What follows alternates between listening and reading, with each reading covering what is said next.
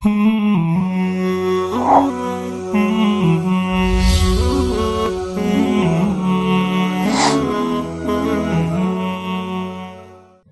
اللہ الرحمن الرحیم۔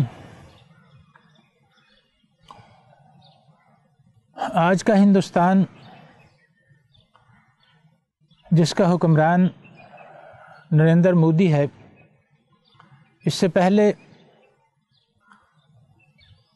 ہندوستان کے اپنے صوبہ گجرات میں وہ حکمران بھی رہے۔ اس دوران کہ جب کہ صوبہ گجرات میں ان کا کنٹرول تھا، ان کا اثر تھا، ہزاروں کی تعداد میں مسلمانوں کو شہید کیا، شہید کرایا، قتل عام کیا، اور بڑی تعداد میں لوگ اپہج ہوئے، بے گھر ہوئے۔ آج وہی اپنے پورے ملک کا حکمران ہے۔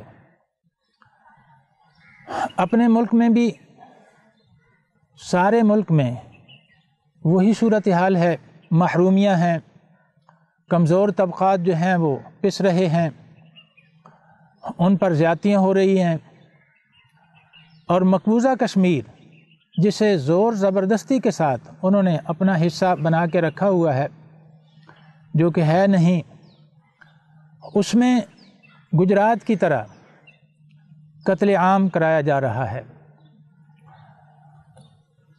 اس سب کے باوجود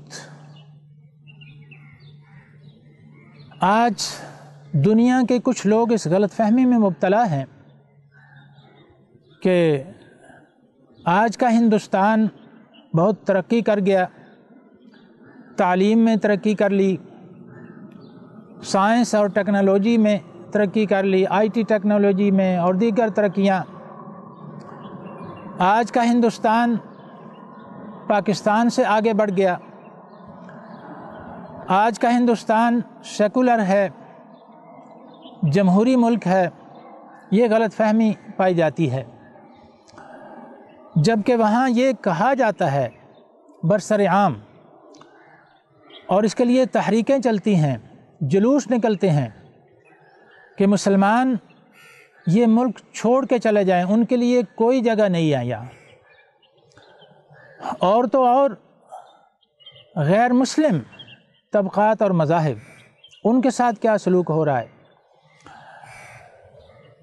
یہ مہذب ہندوستان ہے، یہ تعلیم یافتہ ہندوستان ہے، یہ ترقی پذیر، بلکہ یہ سمجھا جا رہا ہے کہ ترقی یافتہ ہندوستان ہے۔ حقیقت تو یہ ہے، اور یہ ظاہر ہے، بالکل لگتا ہے ان کے طرز عمل سے، کہ آج کا ہندوستان بھی صدیوں پہلے جہالت کے اس دور میں اسی طرز عمل کا ہندوستان ہے۔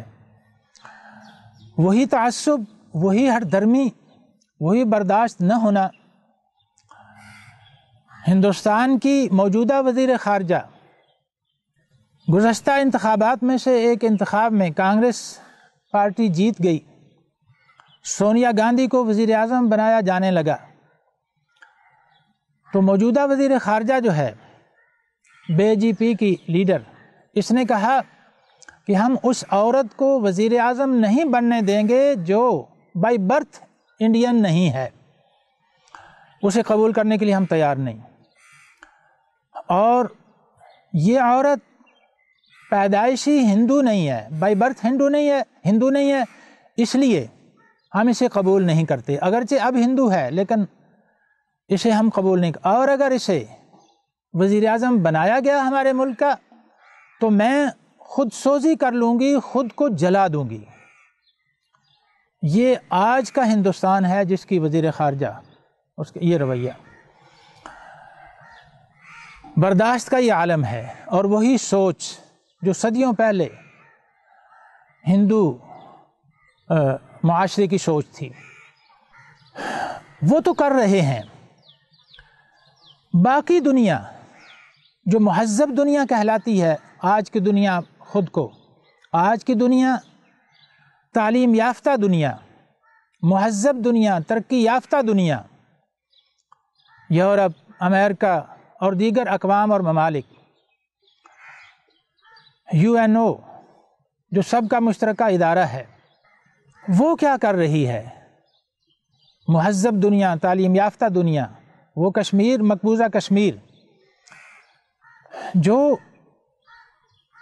متنازع ہے، ہندوستان کا حصہ نہیں ہے، اور اقوام متحدہ میں وہ قراردادیں پڑی ہوئی ہیں، وہ اسی آج کی تعلیم یافتہ اور مہذب دنیا کا فیصلہ ہے کہ کشمیر میں فیصلہ ہونا ہے، کشمیر میں فیصلہ ہونا ہے، اور کشمیر کے لوگوں نے فیصلہ کرنا ہے اپنے مستقبل کا۔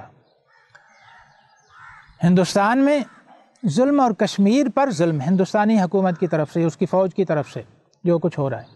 کہاں ہے آج کی تعلیم یافتہ دنیا اور مہذب دنیا؟ ان کے لیے لمحہ فکریہ ہے کہ اس سب کے باوجود تعلیم یافتہ اور مہذب ہے یہ، یا کہ جنگل کی دنیا ہے آج کی دنیا؟ تو وہ UNO کی سب سے اہم ذمہ داری ہے کہ وہ اپنی قرارداد اور اپنے جو فیصلے ہیں ان پہ عمل درآمد کرائے۔ نہ صرف یہ کہ کشمیر کے مسلمانوں کو حق خود ارادیت دلایا جائے، بلکہ ہندوستان کے اندر پسے ہوئے طبقات جو ہیں بشمول مسلمانوں کے، انہیں ہندوستان کے ظلم و استبداد سے نجات دلائی جائے اور انہیں احساس دلایا جائے۔ یہ آج کی دنیا کی اولین ذمہ داری ہے۔